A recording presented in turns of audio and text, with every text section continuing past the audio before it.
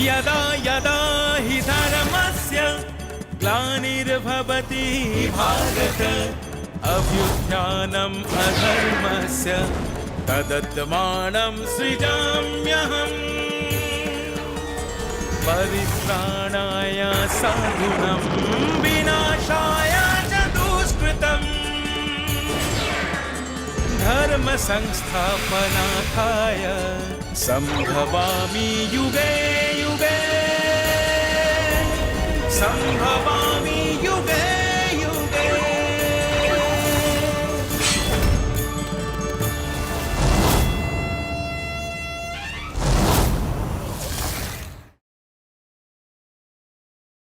এভাবেই সময়ের চাকা বয়ে চলে তার নিজস্ব নিয়মে। শিক্ষান্তে কৃষ্ণ বলরাম ফিরে আসে মথুরায়, কিন্তু সময় যে থেমে থাকে না।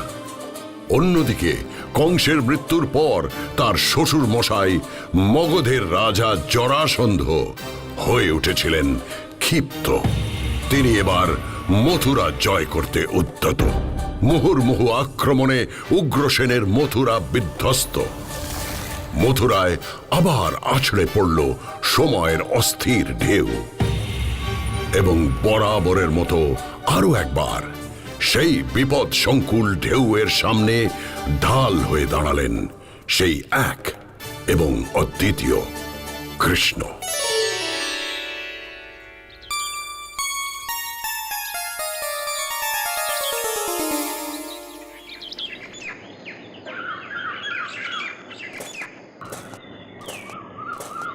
গুরুমা, এবার তো আমাদের বিদায় দিতে হবে না? পারছি না, কিছুতেই পারছি না। অনেক রকম ভাবে নিজেকে বোঝানোর চেষ্টা করেছি, কিন্তু কিছুতেই বোঝাতে পারছি না যে তোরা আমার সন্তান নোস। কিছুতেই বোঝাতে পারছি না যে তোদের আমাকে ছেড়ে চলে যেতেই হবে। মা, আমরা তো তোমাকে ছেড়ে যাইনি, আর কোনোদিন যাবও না। সত্যি বলছিস? সত্যি বলছিস কৃষ্ণ? তোরা আমাকে কখনো ছেড়ে যাবি না? এটা সত্যি? এটা তো চিরকালের জন্য সত্যি মা। সন্তান কখনো তার মাকে ছেড়ে যেতে পারে নাকি কোনো মা তার সন্তানের থেকে দূরে সরে যায়? আমি যেমন তোমার কাছে আছি ঠিক তেমনই থাকবো মা। হ্যাঁ মা, আমাদের শরীরটা হয়তো এই আশ্রম ছেড়ে মথুরায় চলে যাবে, কিন্তু এই মনটা তো তোমার কাছেই থাকবে মা।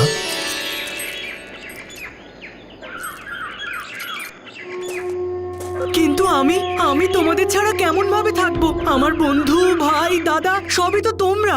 সুদামা, এ জীবনে তোমার মতো বন্ধু পেয়েছি, এটাই তো আমাদের শ্রেষ্ঠ পাওয়া। নন্দগ্রামের সুদামা মথুরাতে আমার বন্ধু সুদামাই থাকবে। আমি মথুরাতে যাবো কানাই, কিন্তু তখন তুমি যেন বদলে যেও না। মথুরার যুবরাজ হয়ে আমার মতো সাধারণ এক বন্ধুকে যেন ভুলে যেও না। তুমি আমার সেই কানাই হয়ে থেকো। কেন এরকম ভাবছো সুদামা? প্রকৃত বন্ধুত্ব কখনো সম্পদের মাপকাঠিতে মাপা যায় না বন্ধু। তুমি মথুরায় এসো, আমি তোমার অপেক্ষায় থাকবো। সব আয়োজন সমাপ্ত হয়েছে, এবার আমাদের রওনা দিতে হবে। যখন চলেই যাবে তাহলে আমাকে শঙ্খাসুরের কাছ থেকে মুক্ত করে আনলে কেন? ওখানে আমি হারিয়েছিলাম আমার বাবা মাকে, আর এখানে এসে হারালাম আমার দাদা, ভাই, বন্ধুদের। আমাদের জীবনে কোনটা পাওয়া আর কোনটা না পাওয়া সেটা কি আমরা নিজেরাই বুঝতে পারি?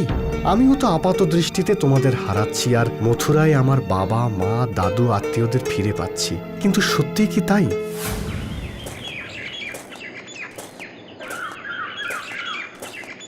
প্রণাম গুরুবর, প্রণাম গুরুদেব। দীর্ঘায়ু হও।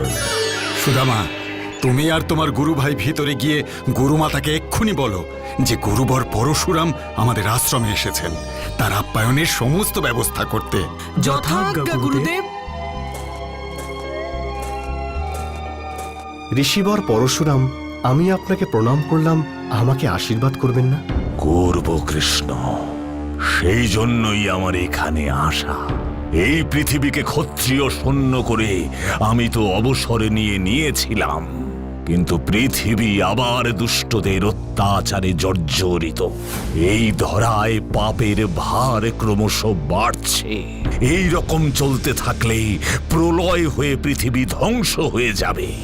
এই ধ্বংস থেকে পৃথিবীকে রক্ষা করো। আপনি যেমন আদেশ করবেন। আমার কথাকে তুমি আদেশ বা আশীর্বাদ যেভাবে খুশি ভাবতে পারো।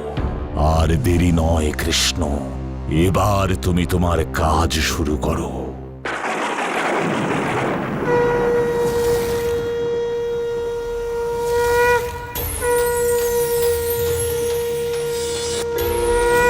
নাও, এবার তোমার অস্ত্র তুমি সামলাও।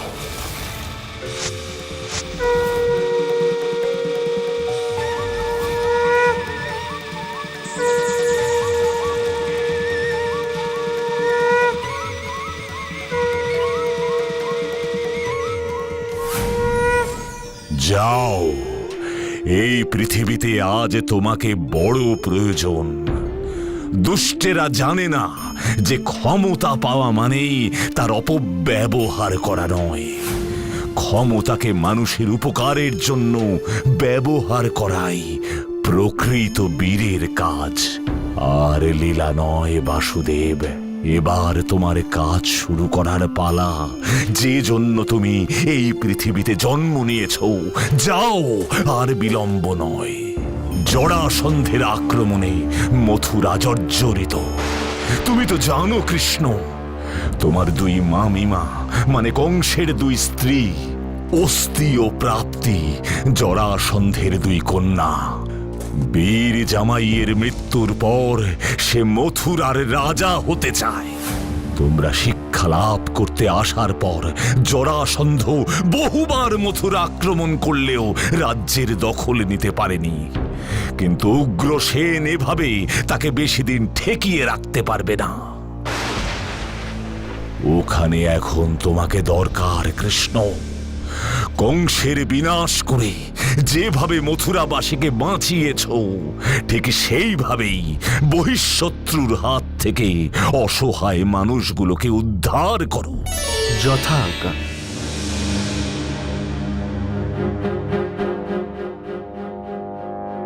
বাসুদেব, আমাদের বাঁচান! জরাসন্ধের আক্রমণে আমরা জর্জরিত।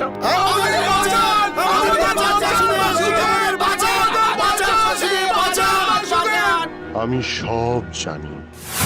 মহারাজ! মহারাজ, মহারাজ, মহারাজ, জরাসন্ধ আমাদের মথুরা আক্রমণ করেছে মহারাজ।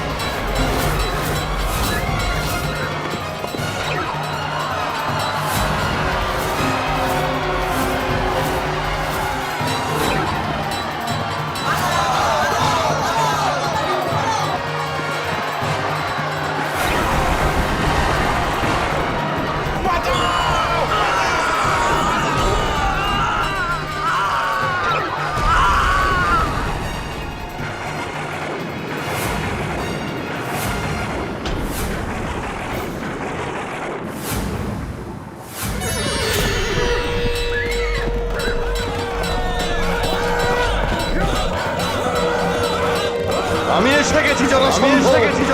সাবধান, সাবধান, সাবধান।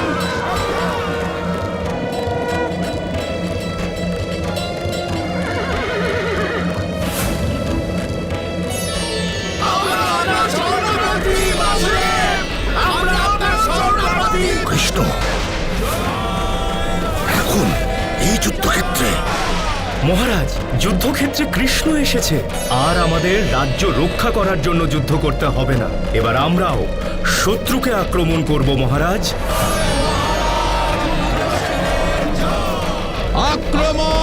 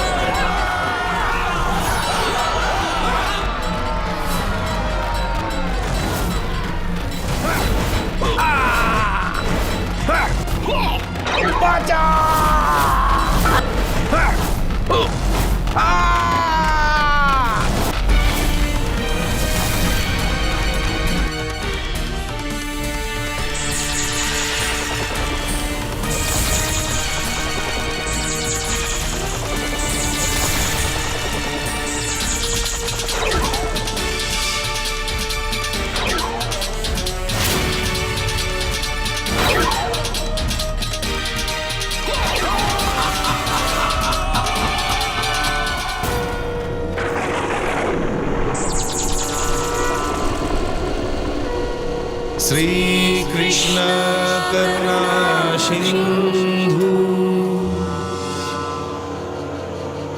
दीनबंधु जगत्पथे गोपेश गोपिका कांत राधाकांत नमस्तुते। श्रीकृष्ण करुणा सिंधु दीनबंधु जगत्पथे गोपेश गोपिका कांत राधाकांत नमस्तुते।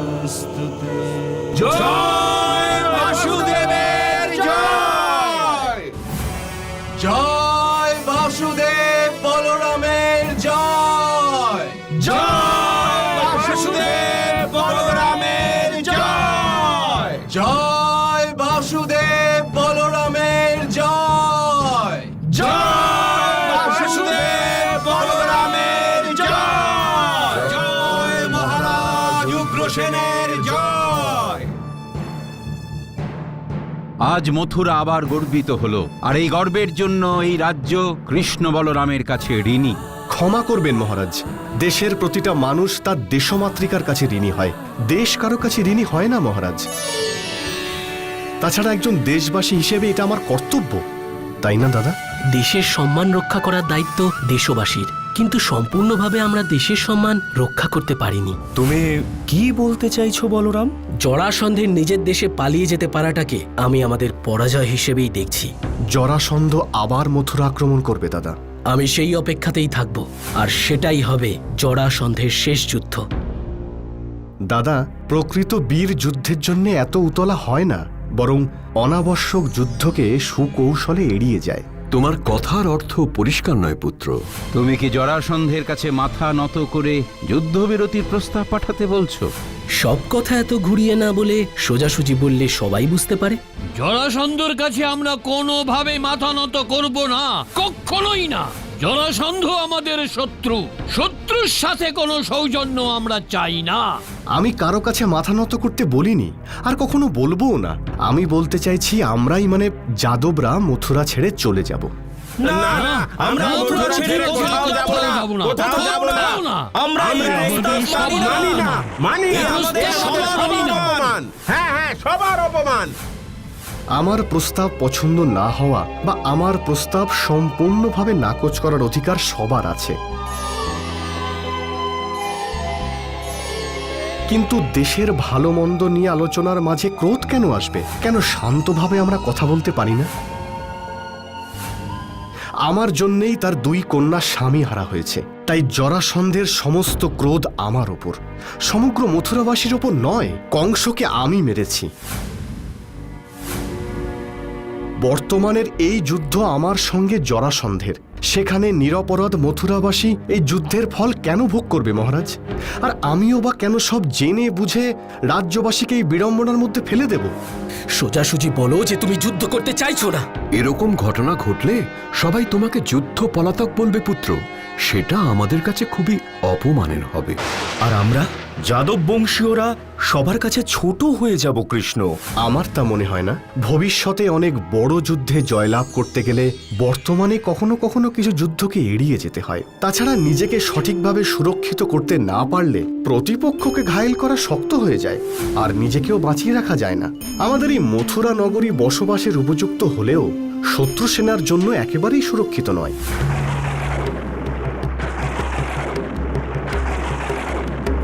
জরাসন্ধকে শেষ করার আগে আমাদের নিজেদের সুরক্ষার দিকে নজর দেওয়া উচিত, না হলে অনেক জরাসন্ধই আমাদের এই দুর্বলতার সুযোগ নেবে। তাই আমার প্রস্তাব, আমরা এক নতুন সুরক্ষিত নগরী তৈরি করব, যার নাম হবে দ্বারকা।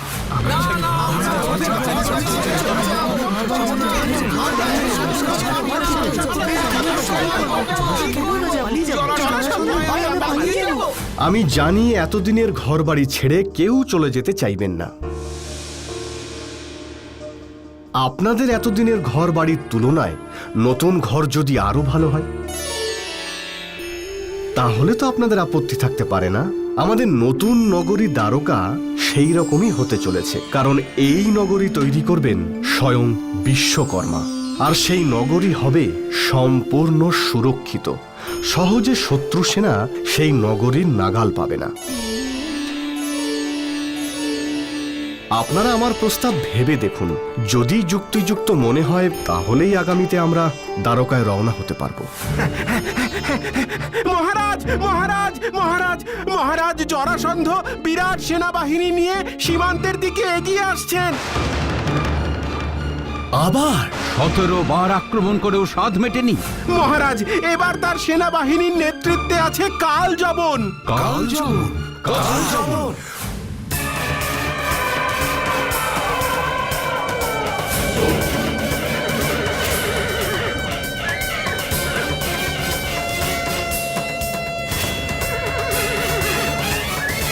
কোথায় কোথায় কৃষ্ণ?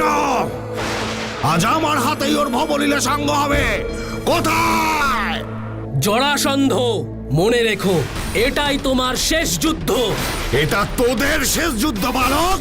এই কাল যবনের হাত থেকে তোদের কারো নিস্তার নেই। আক্রমণ!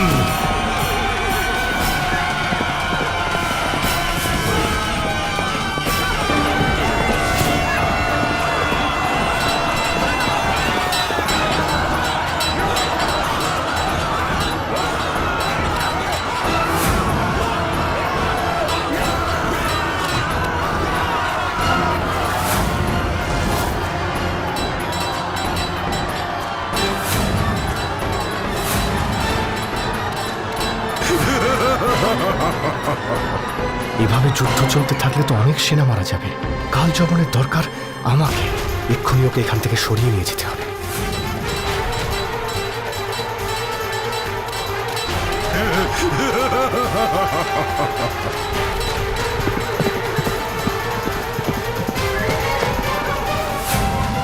কালযবন, আমার সঙ্গে যুদ্ধ করো দেখি।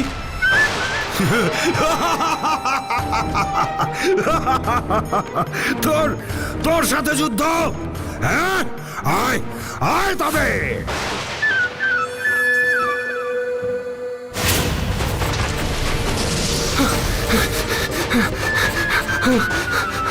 ওরে বাবা গো!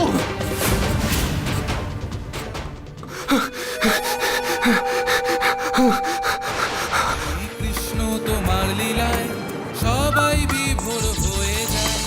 তোমার লীলা বিশ্বময়, তাই করেছ বিশ্বজয়।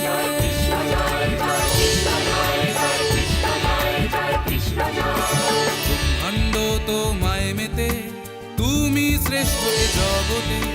বিচিত্র তোমার খেলায়। আজ তোর শেষ দিন। আমার হাত থেকে আজ তোকে কেউ বাঁচাতে পারবে না। মৃত্যুর জন্য প্রস্তুত হ। কোথায় পালাবি? হ্যাঁ, কোথায় পালাবি? এই কাল যবন আজ তোকে ছাড়বে না। স্বর্গ মর্ত পাতালের যেখানে যাস তুই, সেখানে গিয়ে আজ তোকে মারবো।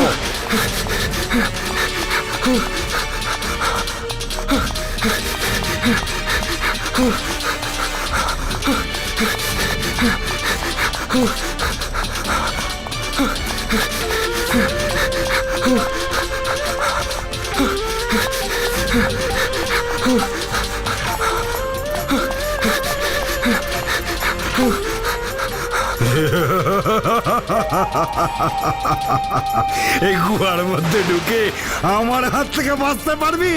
হ্যাঁ, পারবি না, পারবি না। যেখানেই লুকোবি সেখান থেকে আজ টেনে বার করবো তোকে। তোর মৃত্যু আজ তোর শিয়রে।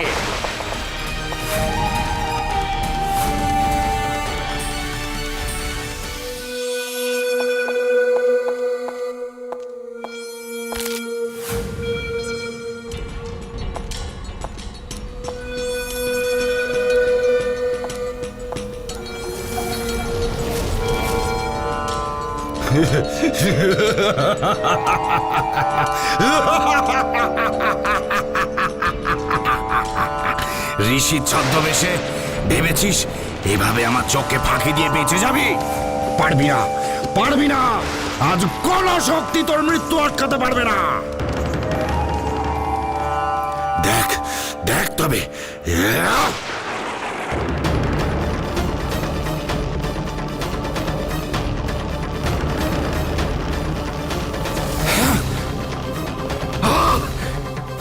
ওরে পাপিষ্ঠ, তোর ধ্বংস অনিবার্য। আমাকে আমাকে ক্ষমা করবেন। আমি আপনাকে চিনতে পারিনি, বুঝতে পারিনি। আমি আপনাকে আমার শত্রু ভেবেছি। আমি অপরাধ করেছি, আমি অপরাধ করেছি। ঋষি মুচকুন্দের রোষানল থেকে বাঁচবার ক্ষমতা কারও নেই। তুই যে অপরাধ করেছিস তার একমাত্র শাস্তি হলো মৃত্যু।